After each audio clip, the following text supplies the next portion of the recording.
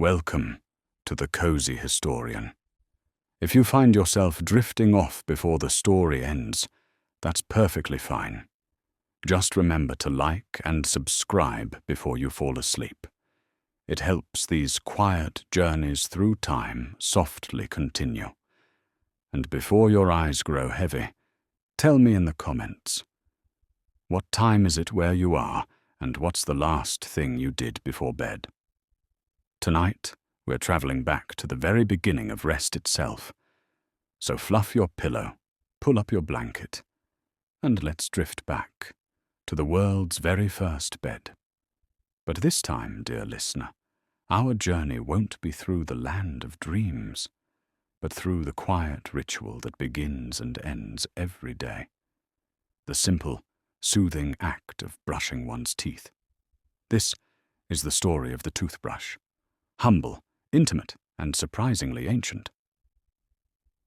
Long before porcelain sinks and minty pastes, before bathrooms gleamed with glass and tile, humanity already understood the comfort of a clean mouth.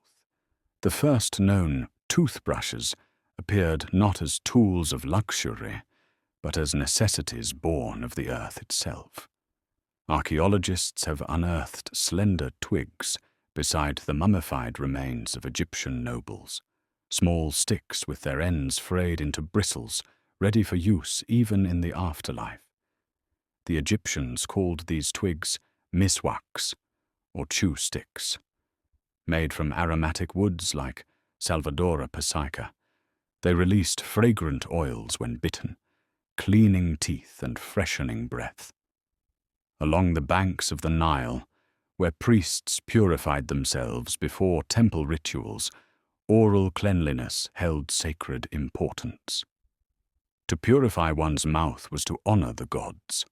Similar traditions took root across the ancient world. In Mesopotamia, people used fibrous sticks dipped in crushed salt or ash.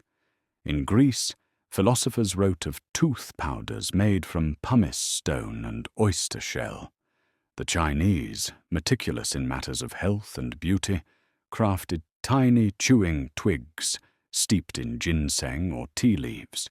Each civilization brushed differently, yet all were guided by the same instinct, that to cleanse the mouth was to greet the day with grace. The Romans, of course, could not resist turning this necessity into art. They concocted tooth powders of bone, charcoal, and crushed eggshells, sometimes mixing them with honey to form pastes. Wealthy Romans even imported special toothpicks made of silver or gold. Yet these were still crude methods, closer to polishing than brushing. No one in Europe had yet imagined a true bristled brush.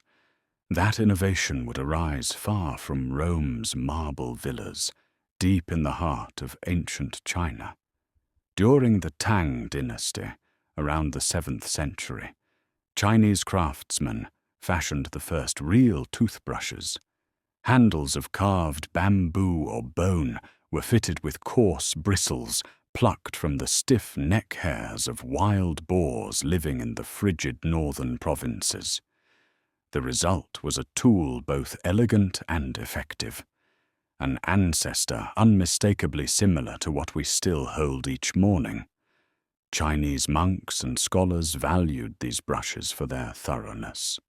Cleanliness was linked to spiritual clarity, and so the brush became not only a hygienic tool, but a symbol of discipline and refinement.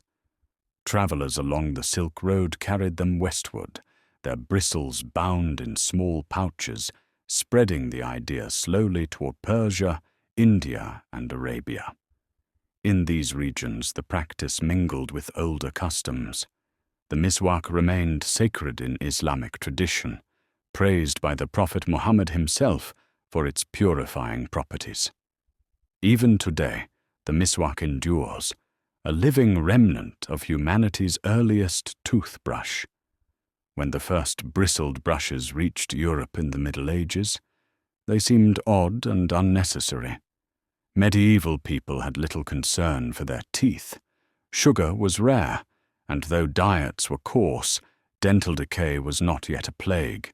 A bit of linen and salt water, or a finger dipped in soot, sufficed. But the Renaissance changed everything.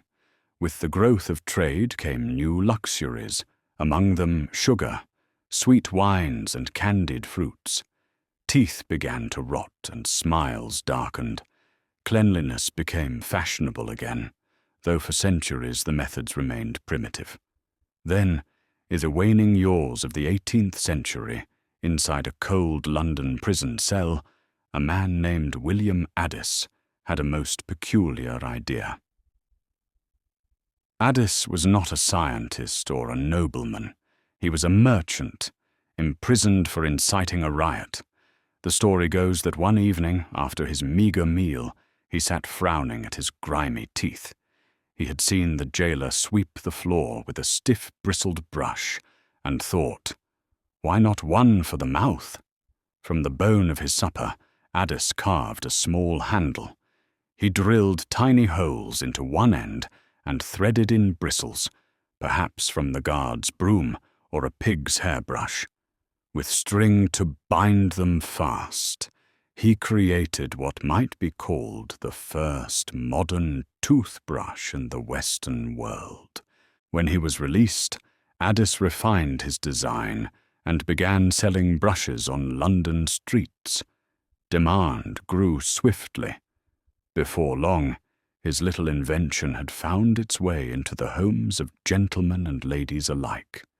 His company, which evolved into Wisdom toothbrushes, would carry his legacy for centuries. Addis's brush marked a turning point, not only for hygiene, but for habit. Brushing one's teeth became a ritual of civility, a mark of education and refinement. By the dawn of the 19th century, toothbrushes had become cherished objects of daily use. The wealthy commissioned them with handles of carved ivory, mother of pearl, or silver filigree. Bristles were still coarse and natural, often plucked from Siberian boars, but the handles gleamed with polish and prestige. A lady's vanity in Victorian London might display half a dozen brushes, each in its own velvet-lined case, beside crystal jars of tooth powder. A gentleman, meanwhile, might travel with a folding toothbrush in a leather case, alongside his shaving kit and cologne. Tooth powders in those days were aromatic blends of chalk, crushed coral, and flavored oils. Peppermint became fashionable. Lavender and clove were common. Some formulas even promised to whiten teeth or strengthen gums, though few truly did. Yet brushing had become a mark of order, of dignity, something one did before company, travel, or sleep. Across the British Empire, soldiers carried brushes in their packs, sailors in their sea chests. The toothbrush had become a companion of civilization itself, small, portable, intimate. Its quiet ritual united rich and poor alike. And still, the design changed little. The bone handle, the hog's hair bristles, practical, familiar, but flawed. Boar bristles held water and bacteria, the bone handles cracked, yet no one had devised a better material. Not yet. As the century turned and science advanced, new possibilities gleamed on the horizon, inventions of chemistry, of industry, and of war. The 20th century began with steamships, electricity, and a rising obsession with health. The toothbrush stood ready for transformation.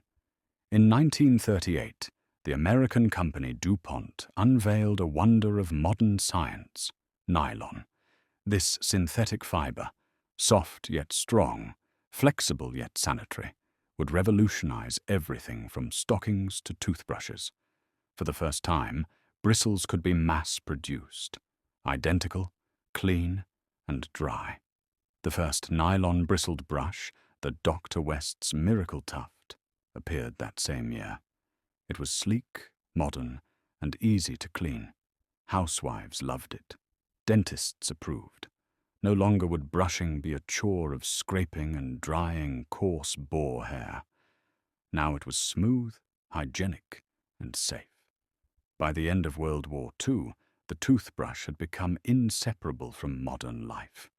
American soldiers overseas were issued toothbrushes as standard gear, returning home with the habit firmly ingrained. When peace came, so did prosperity, and brushing twice a day became a patriotic duty, a sign of civilized living. Advertising took hold.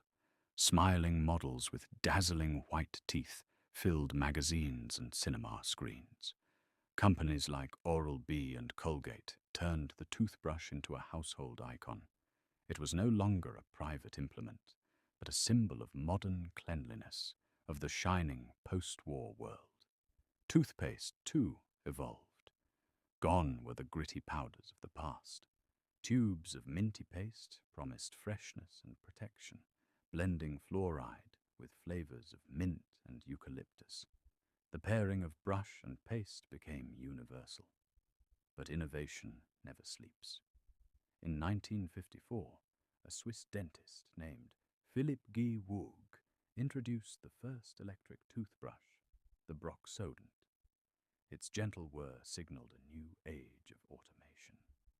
What had begun as a hand-carved bone stick in a prison cell was now a buzzing instrument of modern science.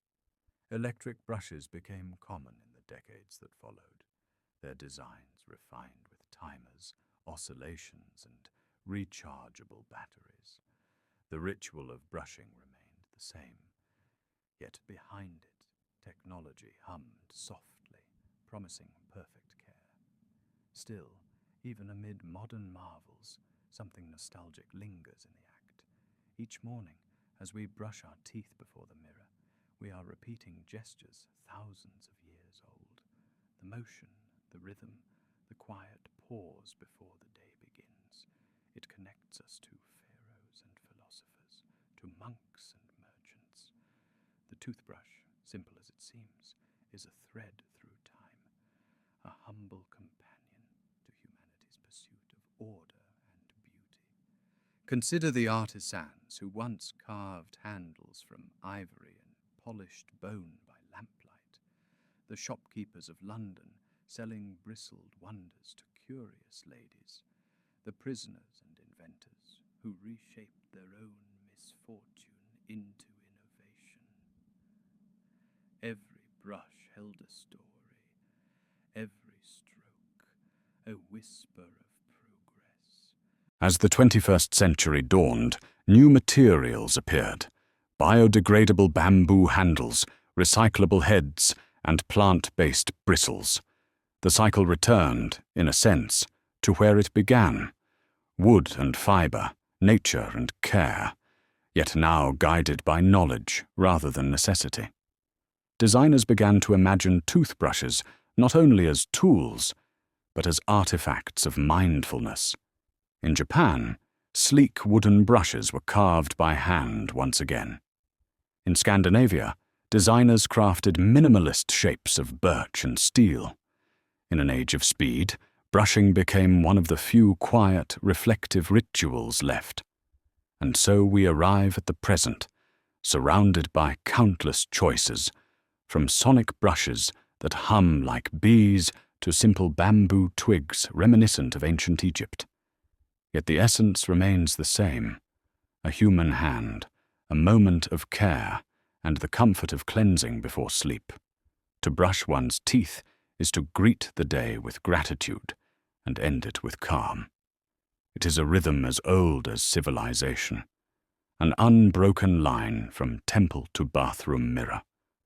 Perhaps, as you brush tonight, you'll remember the path that brought that small tool into your hand, from the frayed twigs of forgotten tombs to the bristled bone of a London prisoner, to the quiet hum of modern convenience. The toothbrush, dear listener, is not merely a utensil.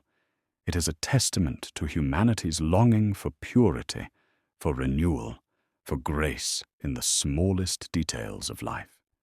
In the candlelight of history, it gleams, simple, familiar, enduring, a companion in every age, from empire to suburb, from dawn to dusk. And so, dear listener, as the candles fade and the night deepens, may your dreams be filled with the soft echoes of history. Until next time, sleep well.